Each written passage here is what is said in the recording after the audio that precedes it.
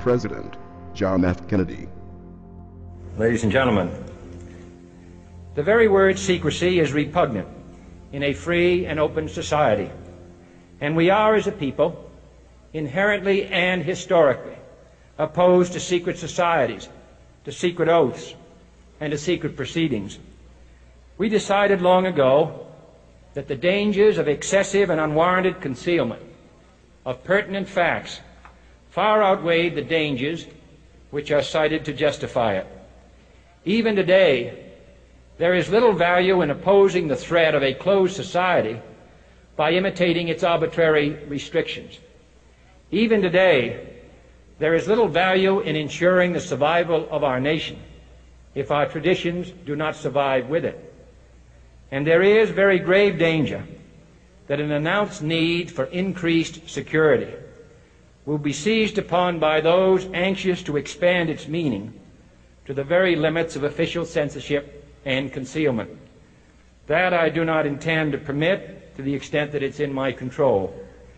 And no official of my administration, whether his rank is high or low, civilian or military, should interpret my words here tonight as an excuse to censor the news, to stifle dissent, to cover up our mistakes, or to withhold from the press and the public the facts they deserve to know. For we are opposed around the world by a monolithic and ruthless conspiracy that relies primarily on covert means for expanding its sphere of influence, on infiltration instead of invasion, on subversion instead of elections, on intimidation instead of free choice, on guerrillas by night instead of armies by day. It is a system which has conscripted vast human and material resources into the building of a tightly knit, highly efficient machine that combines military, diplomatic, intelligence, economic, scientific, and political operations. Its preparations are concealed, not published. Its mistakes are buried, not headlined. Its dissenters are silenced, not praised. Its dissenters are silenced, not praised.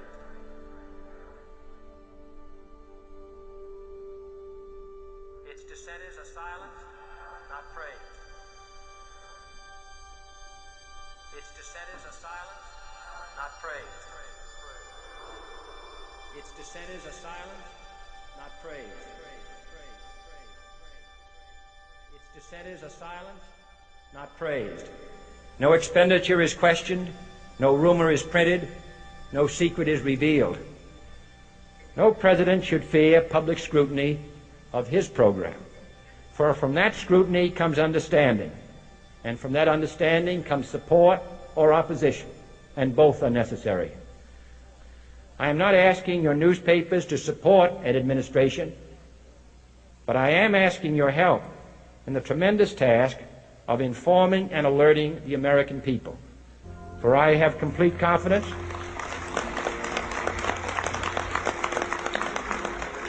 in the response and dedication of our citizens whenever they are fully informed. I not only could not stifle controversy among your readers, I welcome it.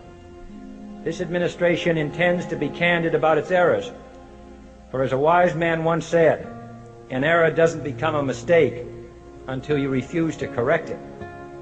We intend to accept full responsibility for our errors, and we expect you to point them out when we miss them. Without debate, without criticism, no administration and no country can succeed, and no republic can survive. That is why the Athenian lawmaker Solon decreed it a crime for any citizen to shrink from controversy. And that is why our press was protected by the First Amendment, the only business in America specifically protected by the Constitution, not primarily to amuse and entertain, not to emphasize the trivial and the sentimental, not to simply give the public what it wants, but to inform, to arouse, to reflect, to state our dangers and our opportunities, to indicate our crises and our choices, to lead, mold, educate, and sometimes even anger public opinion. This means greater coverage and analysis of international news, for it is no longer far away and foreign, but close at hand and local. It means greater attention to improved understanding of the news, as well as improved transmission. And it means, finally, that government at all levels must meet its obligation to provide you with the fullest possible information outside the narrowest limits of national security. And so it is to the printing press, to the recorder of man's deeds, the keeper of his conscience, the courier of his news, that we look for strength and assistance, confident that with your help, man will be what he was born to be, free and independent.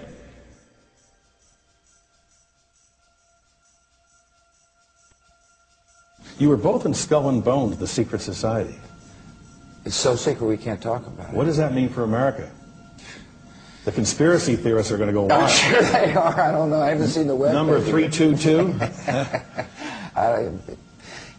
You both were members of Skull and Bones, a secret society at Yale. What does that tell us? Not much, because it's a secret. Is there a secret handshake? Is there a secret code? I wish there were something secret I could manifest. 322, a secret number? There are all kinds of secrets, Tim, but one thing is not a secret. I disagree with this president's direction that he's taking the country. We can do a better job, and I intend to do it. And we'll be watching. Be safe on the campaign trail. John Kerry, thanks for joining us. And we'll be right back. It's good to be back at the Council on Foreign Relations. As Pete mentioned, I've been a member for a long time and was actually a director for some period of time. I never mentioned that when I was campaigning for re-election back home in Wyoming. Senator Clinton, how you doing? I'm good. How are you Can doing? I ask you a quick question while you sign that? Sure. It was reported in June of 2006. You attended a meeting in Ottawa, Canada, the Bilderberg Group. Can you comment on that? What's going on at the Bilderberg meeting, and what do you guys talk about up there? I have no idea what you're talking about. Yeah, you do. I was reported you were up there, and people saw you up there. I just want to know what you guys talk about and meet about up there. Sir, I don't know. Why are they such top secret meetings? I have no idea what you're talking Your about. husband went to a Bilderberg meeting too. I'm just wondering. I'm not being rude or anything. No, I just want to know what happens at these meetings. Well, since I wasn't there, I have no idea. Okay, thank you, Senator. Thank you. How are you? There you go. Thank you very much. Listen, I am a happy member of the Bohemian Grove. I like the folks who come there, and it's really inappropriate for me to talk about the group beyond that. Thank you. Have you been there for the ceremony with the cremation of care? Frankly, I don't think that's something I need to talk to you about.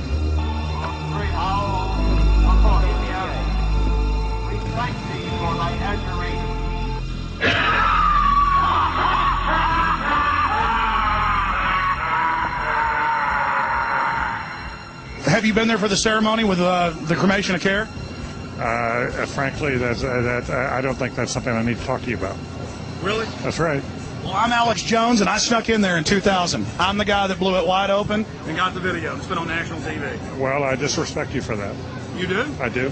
But it's a lot of big public officials going in there. Don't we deserve to know? I don't know anything about you, and I don't know anything about your film. But if you go in there with an understanding, you violated that understanding by releasing that film, and I don't respect you for that. Really? But we have public officials. I'm sorry. You took an understanding when you went in there that you would not do that film, and you did. Did you have an understanding when you went in there? No. Did you crash it? Yes. Yeah, and it has no trespassing signs there too, doesn't it? No, they put them up after. Oh, I'm sorry. I'm sorry, sir. I've been there before. I know what the circumstances are, and I'm sorry you violated the understandings. That was not a gentlemanly thing to do. But what about the ritual? Is the ritual genuinely?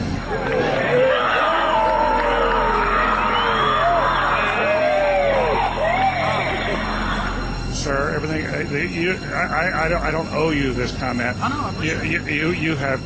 This is what's called ambush journalism, and I disrespect you for that as well. So thank you and goodbye. The ritual? That's none of your damn business. Oh.